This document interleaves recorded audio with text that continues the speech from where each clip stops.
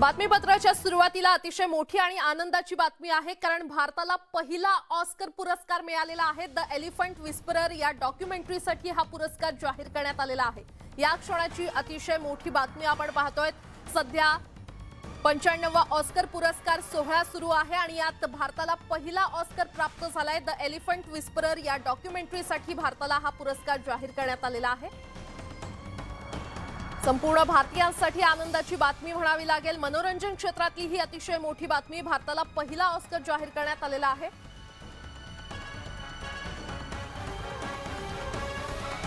भारताला यंदाचा पहिला ऑस्कर जाहीर करण्यात आलेला आहे। द एलिफंट विस्परर या डॉक्युमेंटरीसाठी हा पुरस्कार जाहीर करण्यात आलेला आहे। सध्या 95वा ऑस्कर पुरस्कार सोहळा पार पडतोय आणि या सोहळ्यात भारताला यंदाचा पहिला ऑस्कर जाहीर करण्यात आलेला आहे। द एलिफंट विस्परर या टॉनिक देणारं किंवा ऊर्जा देणारं असतं असं मला वाटतं। त्यामुळे संपूर्ण म्हणजे आपल्या देशातली तर वेगवेगळ्या ज्या भाषिक चित्रपटसृष्टी आहे आणि एकूण हिंदी चित्रपटसृष्टी आहे, सगळ्यांना अतिशय उत्साहजनक अशी बातमी आहे आणि अधिक चांगलं। आणि आता बुलेटिनमध्ये पाहणार आहोत 25 मिनिटात 50 बातम्या अगदी वेगवान स्वरूपात। सुरुवात करूया। राज्य सरकारी कर्मचाऱ्यांनी जुन्या निवृत्ती वेतन योजनेसह अन्य मागण्यांसाठी मध्यरात्रीपासून बेमुदत संप पुकारलेला आहे। तसंच मुख्य सचिवांनी तोडग्यासाठी बोलावलेल्या बैठकीवर बहिष्कार टाकण्याचा निर्णय संघटनांनी घेतलाय। मुख्यमंत्री किंवा उपमुख्यमंत्र्यांनी बैठक बोलावली तरच बैठकीला येऊ अशी भूमिका त्यांनी घेतली आहे।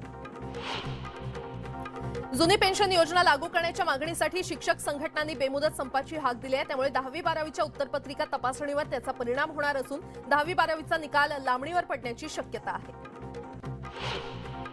राज्य विधिमंडळ अधिवेशनाचा तिसरा आठवडा आजपासून सुरू होतोय। राज्याच्या अर्थसंकल्पावर विधिमंडळात चर्चा सुरू असून शेतकऱ्यांच्या प्रश्नावरून आज विरोधक पुन्हा आक्रमक होण्याची शक्यता आहे। काँग्रेस आज गिरगाव चौपाटी ते राजभवन असा मोर्चा काढून राजभवनाला घेराव घालणार आहे। काँग्रेस प्रदेशाध्यक्ष नाना पटोलेंच्या नेतृत्वात हा घेराव मोर्चा निघणार असून बाळासाहेब थोरात, अशोक चव्हाण, पृथ्वीराज चव्हाण यांच्यासह काँग्रेसचे नेते सर्व सहभागी असतील। माजी मंत्री हसन मुश्रीफ यांना ईडीकडून समन्स बजावण्यात आलं असून आज चौकशीसाठी बोलावलेलं आहे। त्यामुळे हसन मुश्रीफ आज ईडी कार्यालयात हजर होणार का याकडे सगळ्यांचं लक्ष लागलंय।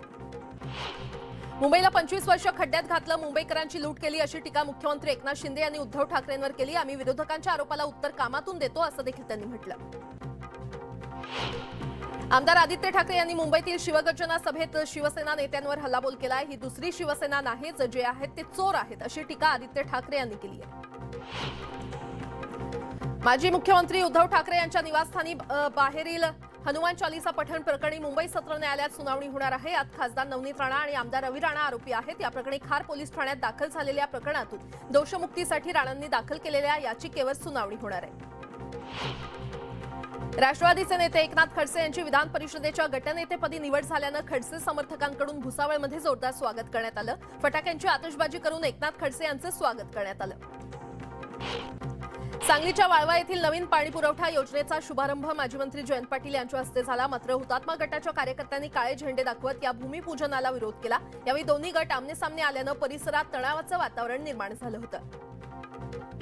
जळगाव जिल्ह्यातील ग्रामविकास मंत्री गिरीश महाजन यांच्या उपस्थितीत पाचोरा तालुक्यातील राष्ट्रवादीच्या पदाधिकाऱ्यांनी कार्यकर्त्यांसह भाजपमध्ये प्रवेश केला। आगामी निवडणुकीच्या पार्श्वभूमीवर राष्ट्रवादीला भाजपकडून हा मोठा धक्का मानला जातोय। संसदेच्या अर्थसंकल्पीय अधिवेशनाचा आज दुसरा भाग सुरू होतोय आणि लोकसभेत 9 विधेयकं तर राज्यसभेत 26 विधेयकं मंजूर होणार असून 6 एप्रिलपर्यंत हे अर्थसंकल्पीय अधिवेशन चालणार आहे। राज्याच्या अनेक भागात आजपासून अवकाळी पाऊस पडेल असा इशारा हवामान विभागानं दिलेला आहे। मध्य महाराष्ट्र, मराठवाडा आणि विदर्भात पावसाचा अंदाज आहे। या पावसाचा फटका पिकांना बसण्याची शक्यता असल्यानं शेतकरी चिंतेत आहेत। वाशिमच्या कारंजामध्ये ऑक्टोबर महिन्यात अतिवृष्टीमुळे झालेल्या नुकसानीची अद्याप भरपाई न मिळाल्यानं शेतकऱ्यांमधून नाराजीचा सूर उमटतोय। तालुक्यातील 5018 हेक्टर क्षेत्रावरील पिकांचं नुकसान झालं होतं। गुजरात, राजस्थान आणि मध्य प्रदेशातील शेतकऱ्यांनी मोठ्या प्रमाणावर कांदा लागवड करण्यास सुरुवात केल्यानं परराज्यातून महाराष्ट्रातील कांद्याला असणारी मागणी कमी झाली आहे। बेसुमार आवक आणि मागणी कमी झाल्यानं कांदा दरात घट झाली आहे। H2N3 या प्रकारातील फ्लूवर प्रतिबंध आणण्यासाठी केंद्र सरकारनं काही निर्देश दिलेत. मात्र रुग्णांना रुग्णालयात 7 ते 14 दिवस दाखल करण्याच्या कालमर्यादेवरून संभ्रम निर्माण झालाय. या रुग्णांना विलगीकरण कक्षात ठेवलंय. फ्लूच्या निदानासाठी कोणत्या चाचण्या करायच्या याबाबत अधिक सुस्पष्टता असण्याची गरज वैद्यकीय तज्ज्ञांनी व्यक्त केली आहे. कोल्हापुरात 3 महिन्यानंतर पुन्हा एकदा कोरोनाचा धोका निर्माण झालाय. कोल्हापुरात दिवसभरात 5 नव्या कोरोना रुग्णांची नोंद झाली आहे. जिल्ह्यात सध्या 17 जणांवर उपचार सुरू आहेत. मुंबई आणि आसपासच्या जिल्ह्यात सलग दुसऱ्या दिवशी उष्णतेच्या लाटेची नोंद झाली आहे. रविवारी मुंबईचं कमाल तापमान तब्बल 39.4 अंश सेल्सिअस इतकं नोंदवण्यात आलंय. त्यामुळे देशात मुंबई सर्वात हॉट शहर ठरलंय. सीएसएमटी स्टेशन ते कफ परेड मार्गावर आजपासून इलेक्ट्रिक डबल डेकर बस धावणार आहेत. प्रवाशांची गर्दी लक्षात घेऊन बेस्ट प्रशासनानं हा निर्णय घेतलाय. नंदुरबारच्या अक्कलकुवा तालुक्यातील होराफळी येथे प्रथमच एसटी बस सेवा सुरू करण्यात आली आहे. आमदार आमशा पाडवी यांच्या हस्ते अक्कलकुवा ते होराफळी बसचा शुभारंभ झाला. त्यामुळे आता ग्रामस्थांची पायपीट थांबणार आहे. मुंबई ट्रान्स हार्बर लिंक अर्थात MTHL प्रकल्प आतापर्यंत 92% पूर्ण झाला असून 2023 पर्यंत हा पूल सज्ज होणार असल्याची शक्यता आहे. दक्षिण मुंबई आणि नवी मुंबईतील प्रवाशांना मोठा दिलासा मिळणार आहे. दरम्यान आता मुंबई ट्रान्स हार्बर लिंकमुळे अवघ्या 90 मिनिटात पुणे आणि गोवा गाठता येणार आहे. मुंबईतील हवेचा दर्जा खालावला असून वाढत्या प्रदूषणावर तोडगा काढण्यासाठी 7 सदस्यांची समिती स्थापन करण्यात आलेली आहे. या समितीनं 7 दिवसात अहवाल सादर करावा असे निर्देश पालिका आयुक्त इक्बाल सिंग चहल यांनी दिले. अमरनाथ महामार्गावरील पथदिवे कोसळण्याच्या स्थितीत आहे. तिथले काही खांब झुकलेले असून खांब कोसळल्यास दुर्घटना होण्याची भीती व्यक्त केली जाते. तर प्रशासन देखील याकडे दुर्लक्ष करत असल्याचा आरोप होतोय.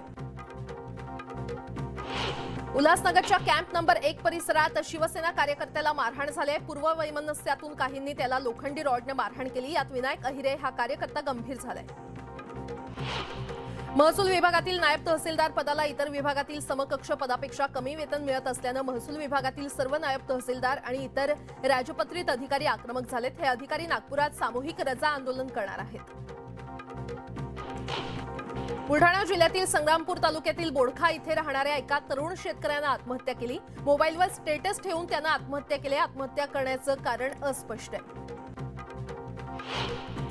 नंदुरबारच्या अक्कलकुवा तालुक्यातील बाडीवार येथे लागलेल्या आगीत 3 घरं जळून खाक झालेत. त्यामुळे सरकारनं आर्थिक मदत करावी अशी मागणी नुकसानग्रस्त कुटुंबियांनी केली आहे. कांदिवलीतील चारकोप पूल परिसरात एका ट्रकला भीषण आग लागली. मात्र हा ट्रक नेमका कुणाचा हे अद्याप अस्पष्ट आहे. स्वच्छतेसह इतर अनेक मानांकनं मिळवणाऱ्या नवी मुंबई महापालिकेच्या अग्निशमन दलाला मात्र ग्रहण लागलंय. 200 अग्निशमन जवानांपैकी 23 जवानांकडे आगीवर नियंत्रण आणि आपत्ती व्यवस्थापनाबाबत असलेली ट्रेनिंगची प्रमाणपत्रच नाहीयेत. 23 कर्मचारी हे कोणतंही अधिकृत ट्रेनिंग न घेता कार्यरत आहेत.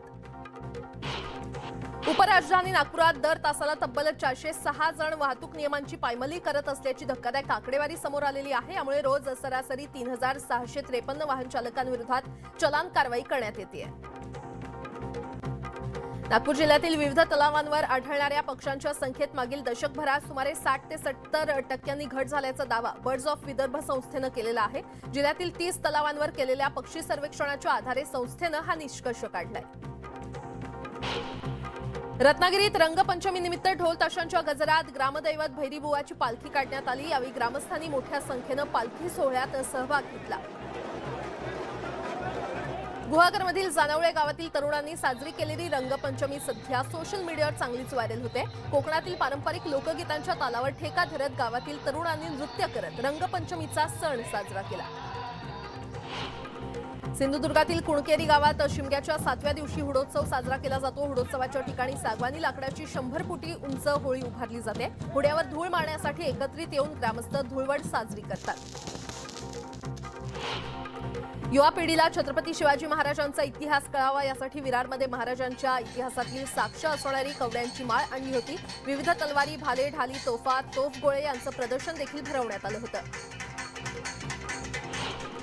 बुलढाण्यातील सैलानी बाबांच्या यात्रेचा समारोप झालाय. सैलानी बाबा यांच्या दर्ग्यावर 15 दिवस यात्रोत्सव चालतो. देशभरातून हजारो भाविक इथे दर्शनासाठी गर्दी करतात. नाथषष्ठी सोहळ्यासाठी राज्यभरातून लाखोंच्या संख्येनं वारकरी पैठण येथे दाखल होतात. मात्र पैठण शहरातील काही भागातील रोडवरील लाईट बंद असल्यानं वारकऱ्यांना आपल्या दिंडीमधील गाड्यांच्या प्रकाशाचा आधार घेत प्रवास करावा लागतोय. भिवंडी तालुक्यात बैलगाडा शर्यतीचा थरार पाहायला मिळाला। या स्पर्धेत सहभागी होण्यासाठी 15 जिल्ह्यांमधील 3000 बैलगाडा दाखल झाले होते, तर शर्यत पाहण्यासाठी नागरिकांनी गर्दी केली होती। आसामच्या गुवाहाटीमध्ये ट्रेनच्या 2 बोगींना भीषण आग लागली। या दुर्घटनेवेळी ट्रेनच्या बोगी रिकाम्या असल्यामुळे सुदैवानं जीवितहानी झाली नाही। ही आग नेमकी कशामुळे लागली याचा तपास सुरू आहे। बिहारच्या गोपालगंजमध्ये कासवांची तस्करी करणाऱ्या 3 जणांना अटक करण्यात आली आहे। या कारवाईत दुर्मिळ प्रजातींची तब्बल 500 कासवं पोलिसांनी ताब्यात घेतली आहेत। दिल्लीतील अबकारी धोरणावरून राजकीय घमासान सुरू झालंय। अरविंद केजरीवाल यांच्या राजीनाम्यासाठी भाजप आज राजघाटावर मौन व्रत धरणार आहे, तर आम आदमी पक्ष धोरणाच्या समर्थनार्थ स्वाक्षरी मोहीम राबवणार आहे। दिल्लीच्या वसंत कुंजमध्ये भटक्या कुत्र्यांच्या चाव्यामुळे 2 मुलांचा मृत्यू झालाय। 3 दिवसांपूर्वी 5 ते 6 जंगली कुत्र्यांनी 2 सख्ख्या भावांवर हल्ला केला होता। या हल्ल्यानंतर या दोन्ही भावांचा दुर्दैवी मृत्यू झाला। भारतीय सैन्यानं रविवारी पूर्व सिक्कीममध्ये जोरदार बर्फवृष्टीमुळे नातुला आणि सोमगो तलावात अडकलेल्या 370 पर्यटकांची सुटका केली। सिव्हिल पोलीस आणि नागरी प्रशासनासह त्रिशक्ती कॉस्पर्सच्या तुकड्या ताबडतोब कृतीमध्ये आल्या आणि बचाव मोहीम ऑपरेशन सुरू केली। पॅलेस्टाईनच्या वेस्ट बँकमध्ये इस्रायली सैन्यानं हल्ला केला। या हल्ल्यात 3 पॅलेस्टिनी समर्थक ठार झालेत। या हल्ल्यानंतर मोठी सुरक्षा तैनात करण्यात आली। रशियाच्या प्रिमोरीमध्ये बर्फवृष्टीचा कहर दिसून येतोय। अनेक गाड्या बर्फवृष्टीनं अपघातग्रस्त झाल्याचं दिसून आलं। खराब वातावरणानं शहरात अनेक मोठ्या गाड्यांवर बंदी घालण्यात आली आहे। पेरूमध्ये आलेल्या वादळानं मोठं नुकसान झालंय। तुंबीस शहरात सर्वाधिक नुकसान झालं असून रहिवासी विभागात पाणी शिरलंय। प्रशासनाकडून अलर्ट जारी करण्यात आलाय। रणबीर कपूर आणि श्रद्धा कपूरचा तू झूठी मैं मक्कार हा सिनेमा बॉक्स ऑफिसवर धुमाकूळ घालतोय। यातच रणबीर कपूरनं थिएटरमध्ये सरप्राईज व्हिजिट दिली। यामुळे सिनेमा पाहायला आलेले चाहते रणबीरला लाईव्ह पाहून भारावून गेले। लग्नानंतर पहिल्यांदाच अथिया शेट्टी रॅम्पवर परतली, मात्र यावेळी तिनं रॅम्पवर केलेल्या वॉकमुळे नेटकऱ्यांनी तिला ट्रोल केलंय। स्वरा भास्कर आणि फहादच्या लग्न सोहळ्याच्या कार्यक्रमांना सुरुवात झाली आहे। शनिवारी संगीत झाल्यानंतर स्वरानं तिच्या हळदीचे फोटो शेअर केले। आणि आता एक मोठी बातमी समोर येते। भीमा सहकारी साखर कारखान्याप्रकरणी संजय राऊत यांनी उपमुख्यमंत्री देवेंद्र फडणवीस यांना पत्र लिहिलंय। 500 कोटींच्या घोटाळ्याचा आरोप करत साखर कारखान्याप्रकरणी चौकशीची मागणी त्यांनी केलेली आहे। संजय राऊत यांनी देवेंद्र फडणवीस यांना पत्र लिहिलेलं आहे। भीमा सहकारी साखर कारखान्याप्रकरणी हे पत्र आहे आणि साखर कारखान्याप्रकरणी चौकशीची मागणी संजय राऊतांनी या पत्रातून उपमुख्यमंत्र्यांकडे केली आहे। या बातम्यांसह या बुलेटिनमध्ये वेळ झाली इथेच थांबण्याची। मात्र ताज्या घडामोडींसाठी पाहत रहा न्यूज 18 लोकमत।